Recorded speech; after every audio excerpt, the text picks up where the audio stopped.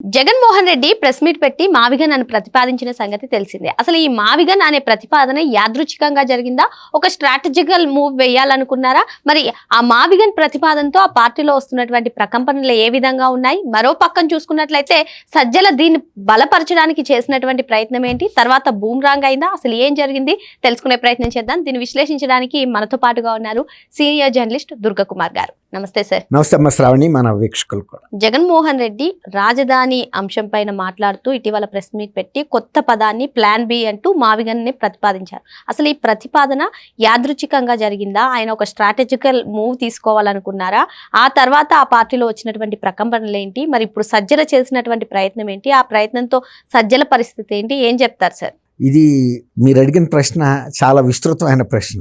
కానీ జగన్మోహన్ రెడ్డి గారు ఇది ఒక ప్రణాళికగా బద్ధంగా మాట్లాడా లేకపోతే యాదృచ్ఛికంగా మాట్లాడాడని అడిగారు.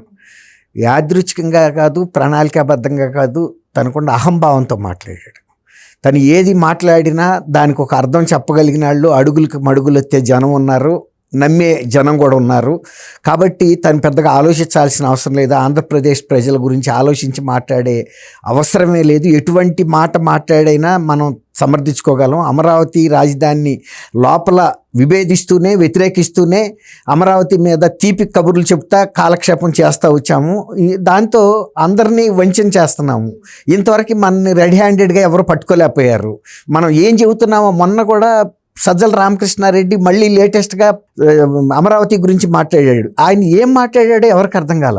ఆయన మాట్లాడాల్సిన అవసరం లేదు. ఆయన ఎప్పుడు ప్రజలకు సంబంధించిన అంశాల్లో ప్రజల నుంచి ఎన్నికైన మనిషి కాదు, ప్రజల తరపున ఎప్పుడు బాధ్యత పడిన మనిషి కాదు. ఏదన్నా బహిరంగ సభల్లో ప్రజల ముందుకు వచ్చి ఏదైనా వాగ్దానాలు చేసిన మనిషి, ప్రజల్ని నమ్మించిన మనిషి కూడా కాదు. జగన్మోహన్ రెడ్డి మాట్లాడాల్సిన విషయాల్ని ఇతను ఒక మౌత్ పీస్గా మాట్లాడాడు. జగన్మోహన్ రెడ్డి మొన్న మీరు అడిగారు కదా, ఏమన్నా ఒక ప్రణాళిక వేసుకుని మాట్లాడా కుట్రపూరితంగా అని. కుట్ర అంటే లోన ఎట్లాగో కుట్ర ఉంది. కాకపోతే ఇది కూడా ఒకటి వదిలి చూస్తే ఈ కన్ఫ్యూజన్ అంటే, మనం ఒక తత్వవేత్త చెబుతాడు, ఇఫ్ యూ కెనాట్ కన్ఫ్యూజ్ అని. మనం అవతల వ్యక్తిని కనుక కన్విన్స్ చేయలేకపోతే కన్ఫ్యూజన్ అన్న చేయమని. ఆ సిద్ధాంతాన్ని జగన్మోహన్ రెడ్డి గట్టిగా నమ్మాడు. ఇంతవరకు ఈ రాజకీయాల్లో అలాంటి ఈ కన్ఫ్యూజన్ ద్వారా నేను నెట్టుకొస్తున్నాడు. ఆయన దొంగలు ఆముదం పూసుకుని వెళ్తారంటారు దొంగతనాలకి, ఎందుకంటే పట్టుకున్న వాళ్ళు చెక్కరు, జారిపోయి వెళ్ళిపోతారు. అట్లాగే ఈయన రాజకీయ ప్రత్యర్థుల్ని కన్ఫ్యూజ్ చేస్తూ ఆయన ఇది పబ్బం గడుపుకుని బయటకు వెళ్ళిపోతున్నాడు. కాబట్టి అటువంటి ప్రయత్నమే చేశాడు. ఇంకొకటి ఏంటంటే, పనిలో పనిగా ఆయన ఆలోచించింది 3 జిల్లాల ప్రజలకి తకరారు పెట్టొచ్చు. ఎక్కడో కాదు, ఇక్కడే. అంటే with in the core area of the Andhra Pradesh. అంటే పాత కృష్ణా జిల్లా 2 అయింది ఇప్పుడు, ఎన్టీఆర్ అండ్ కృష్ణ. గుంటూరు జిల్లాకి సంబంధించి గుంటూరు రాక, తర్వాత అవతల వేరే ఉంది పల్నాడు జిల్లా. కానీ ఈ 3 జిల్లాలకు సంబంధించి ఇతను 110 కిలోమీటర్లు చెప్పాడు కదా. ఇప్పుడు వీళ్ళల్లో వీళ్ళు కొట్టుకుంటారు. అమరావతిగా కనుక వదిలేస్తే అమరావతి ఒక జిల్లాకే చెందింది, ఒక పాకెట్లో ఉంది. కానీ అమరావతి విస్తృత పరిధి 2 జిల్లాల్లో కూడా బాగా ఉంది. అంటే జిల్లా అంచుల రాక ఉంది. అటు జగ్గపేట అంటే ఆ ఏరియా రాక ఉంది, అటు సత్యనపల్లి నరసరావుపేట ఆ ఏరియా ఉంది, మళ్ళీ ఇటు వస్తే ఇటు మచిలీపట్నం రాక ఉంది, అటు వెళ్తేనేమో మళ్ళీ తెనాలి దాటి కూడా ఉంది. అది మర్చిపోయాడు అతను. మర్చిపోయి ఇది ఒక ప్రపోజల్ అటు వదిలాడు గాలికి, అంతే. ఒక ఫెయిలర్.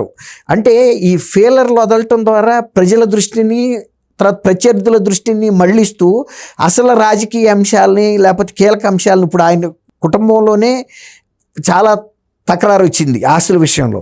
రెండోది, పార్టీకి తను ఏ విధమైనటువంటి దిశానిర్దేశం చేయలేకపోతున్నాడు. తర్వాత పార్టీ అసెంబ్లీకి వెళ్ళపోవటం వలన 10 మంది ఎమ్మెల్యేల్లోనూ అసంతృప్తి పెరిగింది. తర్వాత ఇతను అమరావతి మీద మొన్న సజ్జల రామకృష్ణారెడ్డి మళ్ళీ ఇంకొక వివాదం రేపటంతో అసలు ఏం చెప్పదలుచుకున్నారో వీళ్ళకి ఆలోచన లేకుండా ఒక గేమ్ ఆడుతున్నారు అనేది పార్టీ కార్యకర్తల్లో వచ్చిన టైంలోనే జగన్మోహన్ రెడ్డి ఆ పేరు పెట్టడం వెనకాల మాత్రం ఒకటి ఏంటంటే, ఒక అనుభవం ఉంది ఆయనకి. ఎవరైనా మీరున్నారు, నేనున్నాను, ఒక కంపెనీ పెట్టదలుచుకుంటే మన ఇంట్లో 3-4 పిల్లలు ఉంటారు, ఫ్యామిలీ మెంబర్స్, వాళ్ళ పేర్లు పెట్టగలుగుతాం. కానీ జగన్మోహన్ రెడ్డి గారు ఈ క్విడ్ ప్రోకో ద్వారా వచ్చిన డబ్బుల్ని అనేక కంపెనీలు సృష్టించాల్సి వచ్చింది. ఈయన విజయసాయి రెడ్డి గారు కలిసి ఎన్నని పెడతారు. ఇప్పుడు కృతంగా ఆయన కూడా రెస్టారెంట్లు ఉన్నాయి. క్రీ అంటే కృష్ణా నది, తుంగ అంటే తుంగభద్ర నది, అది రాయలసీమలో ఉంది. అంటే ఇటు కోస్తా రుసులు, అటు రాయలసీమ రుచులు అన్నట్టు కృతంగా అదొక కాయిన్ చేశారు వర్డ్. అట్లాగే జగన్మోహన్ రెడ్డి గారు సృష్టించిన కంపెనీల్లో 90% నిన్న ఆయన చెప్పాడు చూసారా, అక్షరాలు పికప్ చేసిన కంపెనీలు అవన్నీ సూట్ కేస్ కంపెనీలు, బ్రీఫ్ కేస్ కంపెనీలు, కేవలం డబ్బుల్ని మళ్ళించడానికి పెట్టినాయి.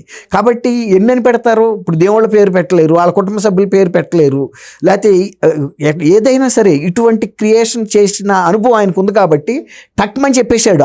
అక్కడ కూడా ఆ కంపెనీలు ఇంతే టైంలో చెప్పినాయే ఆయన సృష్టించిన కంపెనీలు. అందువల్ల ఆ అనుభవం ఉంది కదా.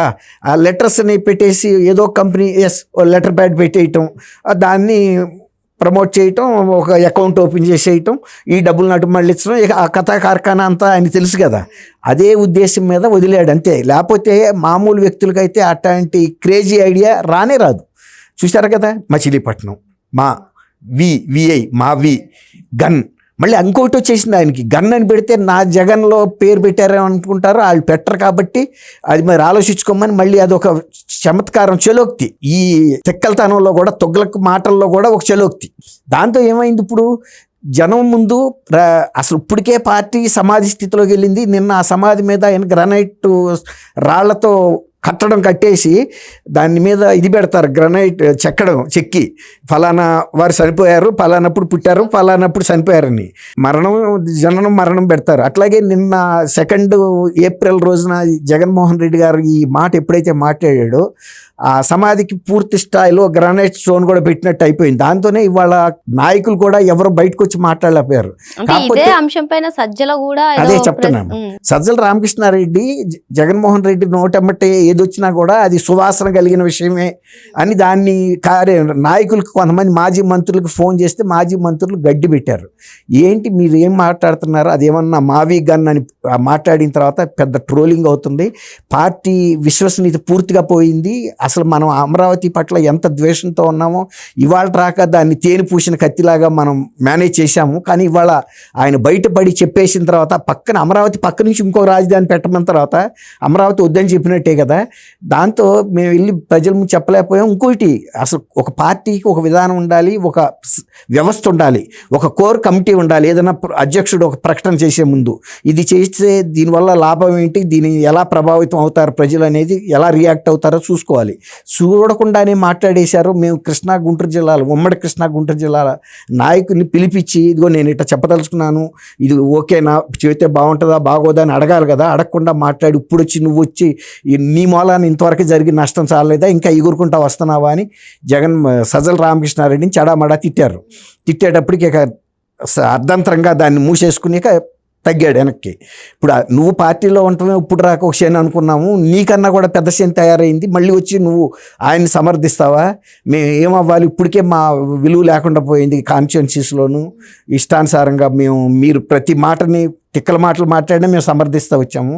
ఇక ఇది ఆఖరి స్టోన్, ఇది సమాధి మీద, ఇక నువ్వు మూసుకుని వెనక్కి వెళ్ళమన్నారంటే దాంతో నిన్న అర్ధంతరంగా అది ఆగిపోయింది. ఇంకా ఎవరు కూడా ఇక తెంపు చేసి మొన్న అద్దంకి కార్యకర్తల సమావేశం బహుశా వైఎస్ఆర్సీపీకి ఆఖరి రాజకీయ సమావేశం అనేది కూడా కార్యకర్తలు కూడా చెబుతున్నారు. అట్లాంటి పార్టీ నేత పిలిచే సమావేశాలకు వెళ్ళడం, మాకు ఆ పార్టీతో సంబంధాలు వద్దు, అటువంటి పార్టీని సమర్థించి ప్రజల్లో ఇది విలువ కోల్పోలేము. జరిగింది మాత్రం 100కు 100% తప్పే. ఏ రాజకీయ నాయకుడు మాట్లాడకూడని మాటలు మాట్లాడేది అతను. దాన్ని సమర్థించి మాకు ఉన్న గ్రామాల్లో కొద్దిపాటి పరపతి కూడా పోగొట్టుకుని మేము బతకలేము. ఆయనకంటే వేల లక్షల కోట్లు ఉన్నాయి. మేము ప్రజల్లో తిరగాల్సిన మనుషులని. ఇవాళ కాబట్టి రేపైనా ఏదో ఎంతో అంతో రాజకీయ భవిష్యత్తు ఉంటుందని వచ్చిన వాళ్ళమే తప్ప ఇటువంటి రాజకీయ ఆత్మహత్యల్లో మేము భాగం కాలేము అనే భావన వ్యక్తం అవుతుంది. ఓకే సార్, మరో అంశంతో మళ్ళీ కలుద్దాం. Thank you sir. Thank you అమ్మ శ్రావణి, మన వీక్షకులు కూడా.